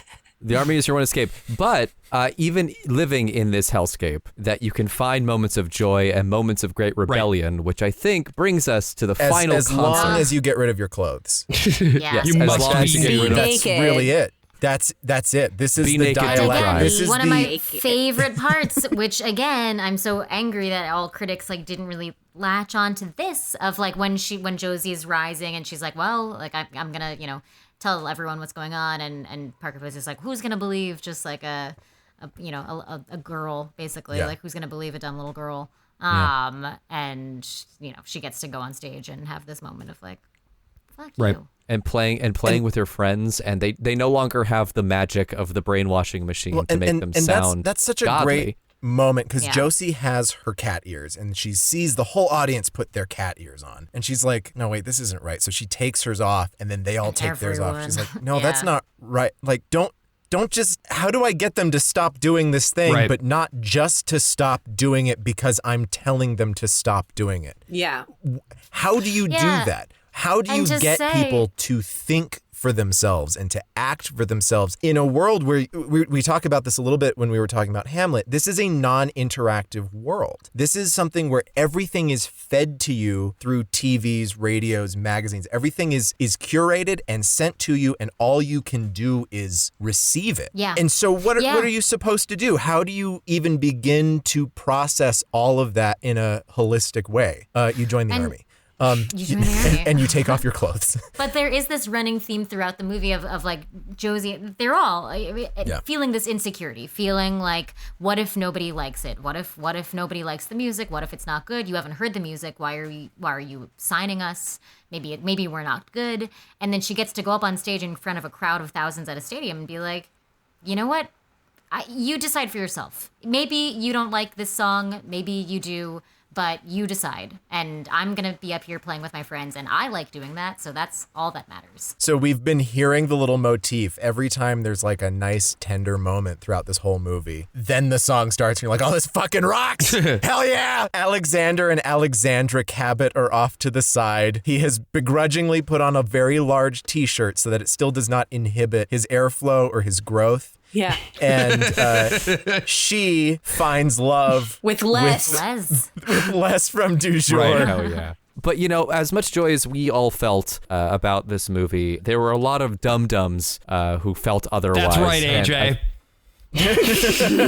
Really take Tell it us to about it, Josh Josh. is ready. Well, look, I'm gonna. Let's talk about the dumb Oh my God, we need to talk about these idiots. So, Josie and the Pussycats got a 53% on the tomato meter, which of course it's a Travesty. binary. You're either fresh or rotten. Yeah. But what surprised me more was that the audience score on here is only 52%, and there's a similarly low rating on IMDb. And I went and looked at the IMDb rating because sometimes you just get a lot of people who go and 1-star it. But of course, IMDb Yeah. was around when this movie came Right. out because that's an old website. Most of the ratings are in the 4, 5, 6 range. Yeah, People just genuinely didn't really care for this movie. There was very little in the way, first of all, of just outright praise. There are none of these people liked the movie the way that we liked it. You know, some people said that like it was fun and it was silly. Somebody named John R. McEwen from something called Film Quips Online says, the best praise I can offer is it could have been worse. I love to get my quips. daily dose of filmquipsonline.com. Let's drag So there's a him. lot of bullshit. But like, I love being on the internet before like content exists Yeah, and being yeah. like, Yeah. let's check out what Film Quips Online thinks of the new movie that has been released. 9/11 hasn't happened and it never will. This is the end of Here's history. mine. Film Quips actually went out of business shortly after. by virtue of the review not meeting an Weirdly, audience. it was Yeah. co-owned by Avril Lavigne. Oh. They said this Connect is the the worst dots, thing that people. has ever happened and will ever happen. So the big critique that was largely leveled against this movie was a purported lack of intelligence. It's the idea that there's not a lot going on there. It's just dumb. It's flashy. It's for girls, which of course things for girls obviously can't be intelligent. Hence why, and I think that a lot of people, and it wasn't just male critics too. It was, there were a lot of women who, leveled similar critique. But do notice how none of these supposedly plot-driven product placements, everything from Target and Revlon to Steve Madden and Motorola, are misspelled. Which, what? I think that what their point is like, it's not a parody unless the name is misspelled. Whatever.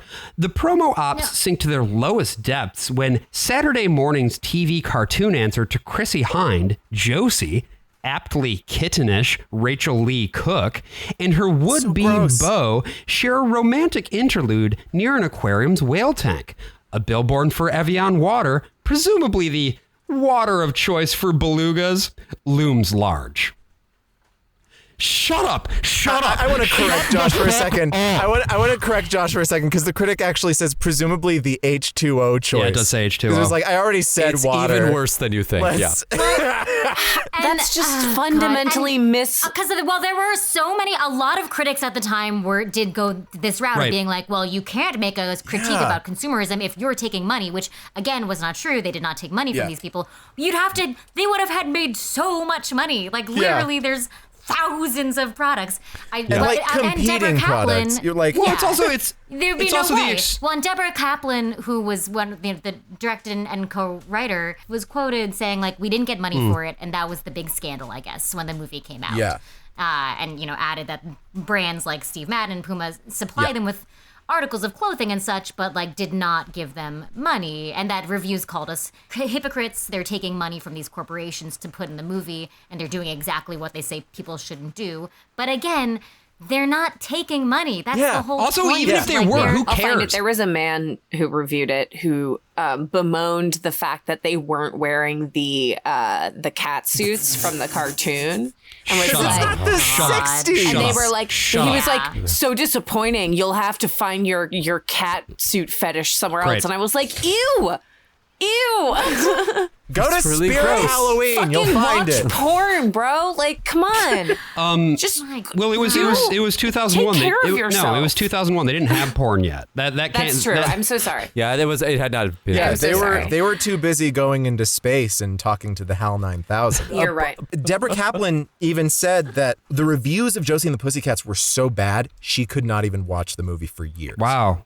Neither of them directed So- ever again because the reviews of this movie were so bad. And not so she, not yeah, because she, they didn't get offered jobs, because they couldn't bring themselves to do it, because they were like, we loved this movie and people misunderstood And you it so just fundamentally didn't get it. that like we can't do it. Well, we'll never so do it again. even though the album wrote was again. successful, the movie was such a big flop that she said that she got put in director prison, essentially.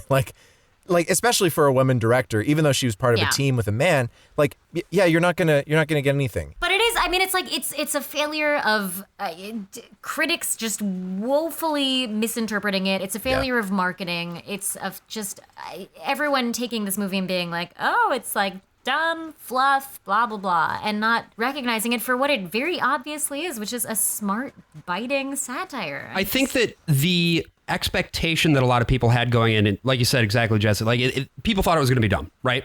So they went in thinking it was going to be dumb. They allowed their preconceptions to cloud their vision of what it was that they were actually seeing when they got into the space in the first place. So everything that they were seeing, they were interpreting through the lens of, well, this is going to be stupid.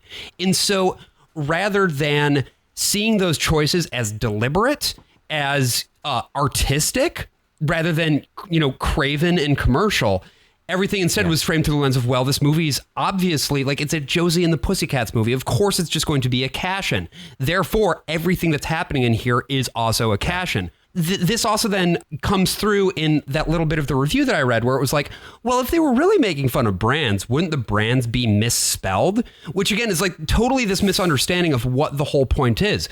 The reason that always sucks. It always sucks to see the Yeah. misspelled brand name. It's So I think one of the also- things that is so impactful about this movie, even like years later, is that it is the real fucking Exactly. Yeah, it's Like- Revlon, Yeah. it's McDonald's, it's Starbucks. Yeah. brand. It reminds me of the, like, honestly, the original, the first setup of the plane with the bounce plane. It's reminiscent, and I do not think this is by accident, of like Warhol's Brillo box. Yeah. And like, to me, it's a nod to that because of what they chose. And it's like, that's why it's impactful later, is because it's an actual fucking brand. And I you're agree. actually indicting the real thing. And like the Motorola plane has them, they just glued actual flip phones to the onto wall. just sitting. Or They're when- like kind of or old for that matter, looking and like Missed that. Or for that matter, when Josie is getting, like, when she's up in her sky castle and she's getting her manicure, it's from somebody who has an American Online logo on the patch of her shoulder. Like, on her PVC outfit. it's bananas. And if your conception of what constitutes satire is that rather than them going to a Target, they're going to a store called Off Target. Haha, got their ass. You don't understand what it is that this movie is trying to do. And you won't be able to understand what this movie is trying to do because, ironically, your brain has been so poisoned by branding that you take all of it for granted as a part of the material conditions of your universe, which prevents you from understanding why, when you're beaten over the head with brands every single fucking day, it destroys your brain. And that's the point the movie is making. Yeah, no, I don't think anyone could walk away from this movie being like, well, the point was that, like, I want to go to Starbucks right now. Or like, I want Starbucks is Diet totally Pepsi. jerking. Like, we know this. yeah. Diet Coke is the new Pepsi We already One. know We've that. been told. But it's like, it's that, again, like we were all saying, it's that much more impactful. It's that much more powerful to see these brands kind of be sort of dragged Right. through the mud in this, again, indictment of the mass marketing and just product placement. My dad's job was, he was a promoter, which means that he was like the go-between between record labels and radio stations. So like none of this, like this all felt like very much a satire to me of things that like I knew from my dad's work. Like it felt really on point as a satire for me. Like, and I think I definitely got that as a kid. Like, like they're making fun of this thing. So I understood, like, I might not have known how to say, like, it's an anti-capitalist satire. It's but so weird to see from like the list of critics, any of the contemporary reviews, and I'm sure more of the positive reviews on Rotten Tomatoes are actually later on. Yeah. Like Nathan Yeah, a Levine lot or of somebody. retrospective Like, yeah, reviews. gave it a bit of a- And it's not even the most trenchant satire. Like, I don't think it fully gets all the way there, even in trying to do everything that it attempts to do from a satirical perspective. But, it's the world building and the fact that what they've created is this horrible dystopian thing that makes you That feel really it. isn't that far off. It's from it's where actually we just actually us. are. It's lives. It's just our lives, Yeah. and it's gotten only Yeah. more so over the past 20 years. If you'd gone back 20 years and you told somebody that, you would be able to have every single interaction that you ever have with people pretty much tracked, itemized, categorized against the appropriate product placement, and then being able to serve you ads through any stream imaginable so that you get that product advertised and delivered to your eyeballs, they'd be like, fucking what? No, that's not going to happen. Well, it happened. Well, think also about like the It's jerking. evolution of celebrity culture and influencers, Right. and this idea that like Yeah. even something that is supposedly like, oh, I'm sharing a photo is an ad, and like the Right. ways in which we've started in also creating more of these like parasocial relationships Right. where you're like, oh, this person and their taste is what I want to emulate because they are successful. And like, even Right. all of that is in there. Like you can see that trace back to what they're talking about in this movie. And it's like, I think that's why it only kind of ages so well. But I definitely like know it made an impact because I genuinely like rewatching this movie as an adult and being like, I cut my hair like that. I learned to play the drums. Parker Posey is how I learned, like that's what I wanted to do. And actually this movie is what got me into watching Christopher Guest movies because I was like, more Yeah. Parker Posey, please. And then Eugene Yeah. Levy Eugene was there. And Levy. I was Yeah. like, Eugene hey, Levy. oh my God, this is so Hey, fun. okay. Like I already loved Alan Cumming from Spice World, but like this definitely was like, oh, now I want to watch more Alan Cumming, which got me into way weirder shit. Like I think this movie was super Let's pop this responsible. DVD Alan of Cumming is a Titus gateway into drug to the- some yeah. really weird Alan shit. Cumming is a gateway drug to a great lot time, of but things. I just have, but I think for me, this was like a movie that like, the more I watch it as an adult, the more I'm like, yeah, I internalized a lot of this film, and not like yay consumerism. What I internalized was like everyone's trying to take advantage of me and sell me shit. Like that one definitely stuck with me. Like, Well, and that's why it's funny because people will say, oh, it was ahead of its time. No, it wasn't. It was perfect for its Right. time. And it was just, I guess, too perfect. It was for its pointing time. out things that other people didn't realize were part of the Didn't background wanna- noise, I guess. Yeah. Yeah. And yeah, it puts it all at the surface at a time where maybe that just didn't feel clever to Right. do because everything was already so obvious all the time. But clearly it wasn't obvious enough for them. But it's a movie that is so perfectly encapsulating this particular moment, and only 5 months later, that's going to shift Right. colossally. Yeah. Right after this movie comes out. And With Zoolander. that's right. Yes. Zoolander releases and September thousands of 28th, people have died. 2001. Thanks to Avril Lavigne, producer of Zoolander. pretty much the whole movie is focused on these women, and like Yeah. Yeah. that even Alan Cumming is not the main villain. The main Right. villain is Parker Right. Posey. Like Yeah. the men are all in service of the women. Alan Cumming is there for Yeah. Parker Posey. Alan M is there for Josie. Alexander is there for the all three of the girls. Like Alan M doesn't do shit. Like he's there to be supportive yeah. and be like, wow, you're so cool And like that we you're say- so fucking good at guitar. It's so cool that you're we good don't at even this. know if he's good. Yeah, and they He literally doesn't start the matter. movie killing. They literally start the movie killing for protagonists, Right. like for The like male guys you think are protagonists. gonna be- They're like, hey They guys, open the you movie think we're killing gonna follow the these guys? Backstreet No, we Boys. just kill them. Yeah. Yeah, And like because they don't matter. yeah, and you know, that's not to And the say that monkey is they male like too. Yeah, fuck The that monkey is monkey. Dr. Zayas. Get him out of there. No, see, Dr. Zayas Dr. was Zayas. was a Dr. female. Zayas. Dr. See, Zayas. that was your own That was bias your there, mind. Brian, creeping Women in. can be Yeah. doctors. Women can be doctors, Brian. And But, then like- Dr. Zayas looked at the young boy and said, I can't operate on this patient. He's my son. He's my son. I can't operate on this patient. I'm Pagliacci. But it's funny how the shift, the internet becomes more of a thing. 9/11 is going on, so we're also splitting our time between our brand friends and then our country brand friend. Yeah, America the brand. Not to mention the flags. iPod comes out. We've talked about that. Yeah. And so we start to get things that are on demand and we start to get things that are more interactive, right? You get sort of Newgrounds, which then leads to like YouTube and MySpace and Facebook and Web 2.0 and Times Person of the Year being you. And they have that shitty little piece of foil where you can't even see your reflection. Terrible mirror. It's awful. It's such a bad And cover. so then it's like, oh yeah, no, everything's going to be made by you. This is democratized, but it's really just a more twisted way of getting you involved. Where you don't buy get to stuff. even have the luxury and success of Josie, but you're actually feeling like Josie the entire time with Mr. Movie Phone piping into your ear, making you think that you've created something. Right. But instead, you're just finding a new way of being told what to do and what to like and how to behave. In this, actually, I mean, we've recorded and are still in the process of editing the video about influencers and influencer culture that I put together. I think that this ties really nicely into that as well, right? Because the influencer is really the ultimate form of the thing that this movie was kind of predicting in many ways. The big difference in this was, we sort of had mentioned this a little bit earlier, is that now the brand placement is not the over the top beating you over the head with the brand thing anymore. Instead, it's your friend.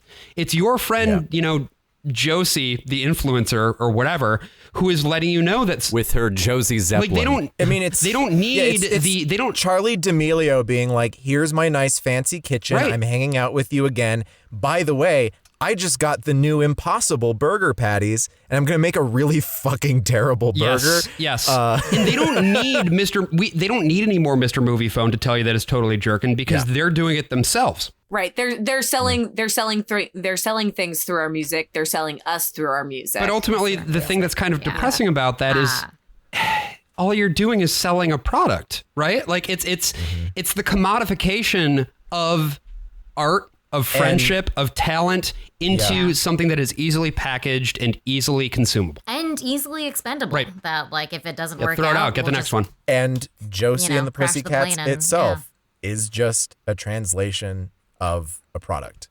Right. And it didn't sell well, except it also kind of did sell well. Yeah. So Which, it I still mean, it made really the does have a studio larger- and it still made the label lots of money, but the people who made it unique, the people who made it what it was, they ended up suffering for it because they made it too original and they made it too good. And the credits roll and then you hear Mr. Movie Phone just say, it's jerkin. It's jerkin. It's To the jerkin. end. That's awesome. The final sting is just That's- Mr. Movie saying, it's jerkin. Mr. I Movie. feel like amazing. that's the one sense memory I do have of seeing it in theaters. Yeah, I do. I could be making that No, up. no, but- no. That sounds. I feel. Yeah. But it is That's interesting that definitely- like I definitely feel like even if we couldn't articulate all of that, like we got a lot of what the movie was trying to say as the target audience of being, like young girls. But like Millennials. all of these grown-up people who watched it, whose job is to review movies, were like, this is too, I don't understand. Am I supposed to eat McDonald's now? But it's like, It's but so like stupid. teenage girls were like, yeah, we get it. Like, Yep. this is bad. Jesse, Ellie, is there anything that you want to promote, plug? Is there any product that you would like to sell our Anything you audience? guys want to sell? Yeah, I Is there would anything love to that's sell. currently jerkin? 10 Days Next to a Cheesecake Factory is the show that Jesse and I wrote together based on my life. Or rather, the time I tried to end it. Oh, God, I hate this already. This is Fucking going kill me. great. That's what the it's pretty show's good. about. It's good. That's a great pitch. It's based on Ellie's suicide attempt and subsequent stay. In a psychiatric institution. It's jerkin. That's it. Where can they We see got it. it? That's Allegedly. my attempt at the lip That's real good. Either in Ars Nova's online digital library called Supra, which is available via subscription at arsnovanyc.com. Is that their website? I really fucking hope so. Or maybe We'll at figure it out. my website. Who knows? Not me.